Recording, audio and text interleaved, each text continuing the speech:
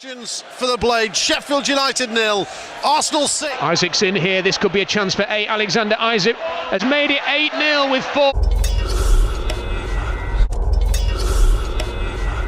4. Sean B would rather die the 29 times on screen than watch the Sheffield United team.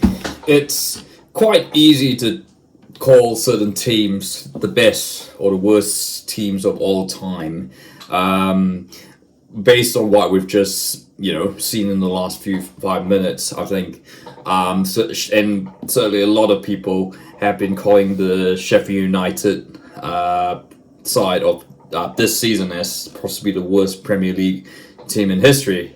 But that's kind of short, that's quite easy forgetting the fact that football's was around before 2020, certainly 2010 or before the Premier League, and forgetting there was the 2008 Derby County side, which is if you're counting on the point table alone, is the worst Premier League team of all time. One of them surely, and then of course, but then and there've been heaps and heaps of other Premier League sides that have a case to be the worst Premier League team in history. I'm thinking, there was the 05-06 Sunderland team. Sunderland does actually appear on this list twice. Going back, 94, 95, Ipswich, Swindon Town, etc. But I guess in this age where we've got far more, where stats of teams and players are more, measured more than ever. We're certainly, in this age of XG. Sheffield United's stats certainly, certainly make for some rather damning analysis. So obviously this comes on the back. So we're obviously talking on the back of Sheffield United's latest thrashing by over 5 goals, which was against Arsenal. Look, again, it was against Arsenal, and they are fighting for the Premier League. It's at home, but to be 5-0 down with 30 minutes in it's pretty shameful.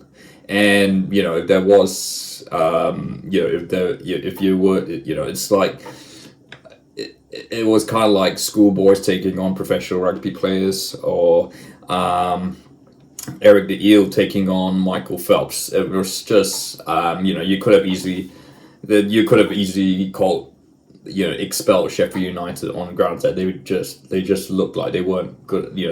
They weren't trying. I mean, Maidstone United would have done a whole lot better against Arsenal, but but I guess as it stands now, of course, it's not the first time that Sheffield United. It's not the worst score that Sheffield United conceded at home, and although it feels like that this 6-0 thrashing to Arsenal, it feels like they played a lot worse against Arsenal than again against when they got hammered 8-0 by Newcastle early in the season. Of course, you got to remember it was different management at the time.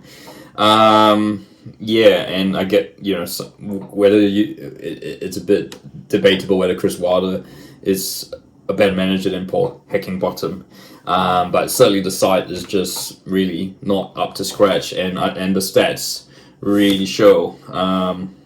At this point, they've only scored 22 goals, 0.81 per game, lowest, which is the lowest in the league by far.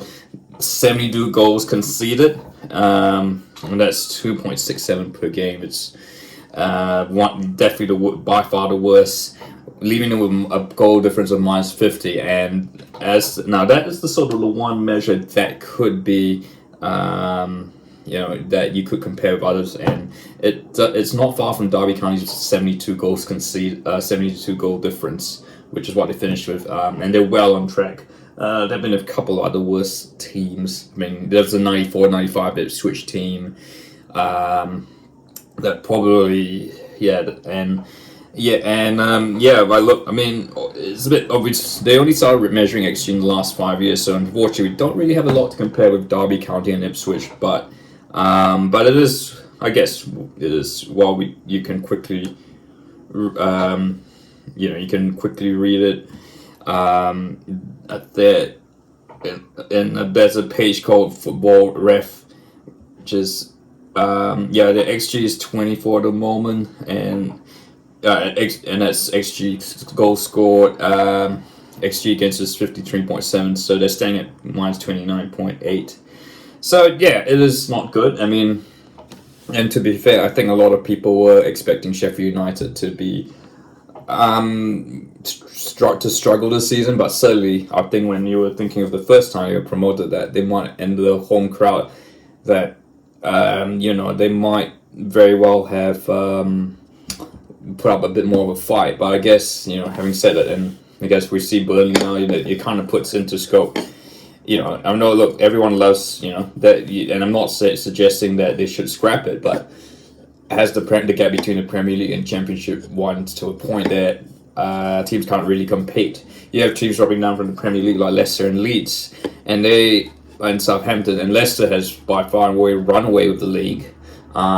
Leeds have started slow, but they have started to pick up, and they are, they're benefiting from the fact that they played some time in the Premier League, and then you've got Southampton as well, and it's kind of like, I would safely say that Leicester, Leeds, and Southampton probably would have done a much better job than what Burnley and Sheffield United have done. On the flip side, you've got a side like Luton Town, who I guess they've been a bit of a surprise, and probably the team that everyone tipped to finish bottom, but they're pretty much right in the mix of for survival. And I guess arguably, if Everton didn't have that appeal go for them, Luton Town would be pretty much safe. And I guess so that is a case for keeping it, of course, and I am for it. But I guess the alarming thing is the chasm there, that it seems like, there are sides that just do really well in the Championship that just absolutely struggle in the Premier League. And I guess it is a bit more complex than that. I'm not for what they're doing in rugby league, where in England, where they've scrapped promotion and relegation and just offer licenses based on performance. I don't think that is going to ever work in football.